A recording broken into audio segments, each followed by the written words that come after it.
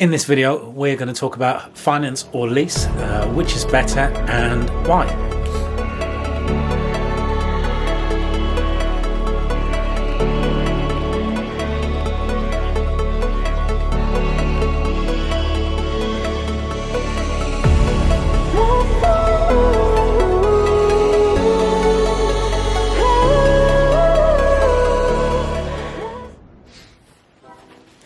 So, finance or lease, which is better and why? Well, the straight answer is only you can make that decision because they're very different. But anyway, I'm going to try and help you decide. Let us start with finance or lease with people, and then we're going to talk about finance or lease with businesses because they are different.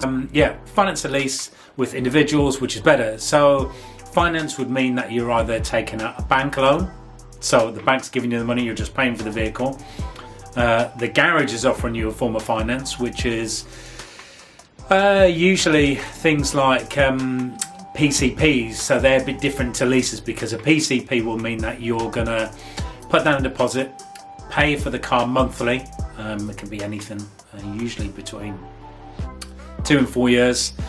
And then at the end of that, you'll have a thing called a balloon payment. So with a PCP, the balloon payment will be the garage saying, do you want to give us the vehicle back? We have guaranteed that value based on you doing 10,000 miles a year. And the vehicle is in good condition. There's a document that you can access online that tells you all of the things that the garage can charge for, things like scuffs, scrapes, wheel scuffs.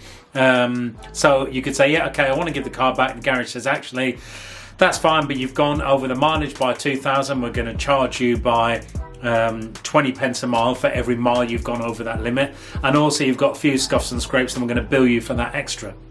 So those are the things that can happen with a PCP. Or you could say, actually, I want to keep the car. I'm going to give you that balloon payment. I'm going to give you that £5,000.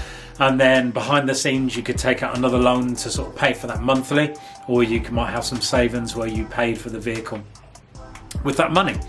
So that's PCP and that's finance. So the lease would be that you've put down your deposit. Usually, most lease deals will say we want 3 months money up front, 6 months money up front, or 9 months money up front. That's the deposit payment, and then you're going to make the monthly payment. So at the end of that monthly payment, the garage, the lease company will say, it's normally a lease company, not a garage, will say, yep, that's great, you've made those payments, and give us the vehicle back at the end. So those are the big differences between finance and lease. So which one is better and why? Well, let's take depreciation as the first thing. So let's say, for instance, you were planning on keeping the car for 2 years and then swapping it over and getting a new vehicle. So how much is that vehicle depreciated within those 2 years? So let's say, for instance, you paid cash for that vehicle, but the vehicle cost £10,000 in 2 years. So you're going to get £10,000 less back for the vehicle in that 2 years. Or you did a lease, and the lease payments added up to £8,000. So in that situation, the lease will be better because you've saved yourself that difference, that £2,000 in depreciation costs. You've given the vehicle back, you don't have to deal with that depreciation. Well, the reverse might happen, whereby you've got to give that vehicle back, and you might say, well, actually, no, I plan on keeping that vehicle for the next sort of 5 years. I didn't want to give it back. Well, that's tough. You've got to give the vehicle back. So you've lost that money. You've lost all of those payments that you've paid for. So it could be you've paid £10,000 in monthly payments, and now you've lost that. You're giving the vehicle back. So are you the sort of person that thinks, well, I'm not bothered, I wanted to drive the new vehicle, I'm happy with that, and I'm happy to lose that £10,000? Or are you the sort of person which is actually, no, I want to keep the vehicle, I've got other things I can do with that money, I can invest in a business, I can invest in some property, I can invest in other things. So that's a major thing to take into consideration. So in a nutshell, those are the key points to think about with leasing cars in your own name against doing them loans or hire purchases. Is mainly the depreciation and the lease payments that you've made. So the next subject we're going to talk about is lease or finance with a business.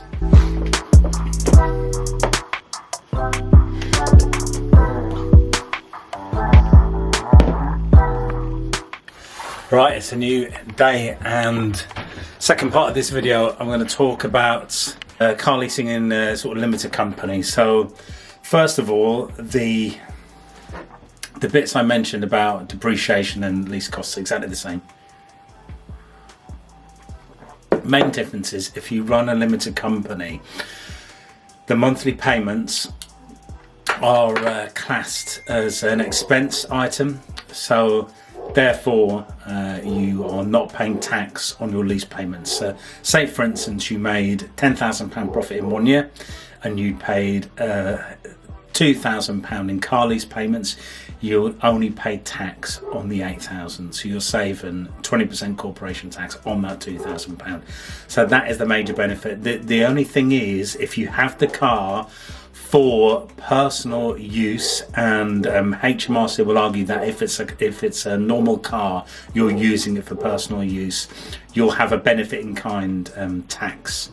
So you'll get taxed personally, and each car has different benefit in kind, so you need to sort of check that out. And that's why lots of sort of commercial vehicles like Ford Rangers and commercial versions of Land Rovers are quite popular now, because people are putting them in the business name and they are not paying benefit in kind tax. So you'll find that the cars don't have rear seats in them.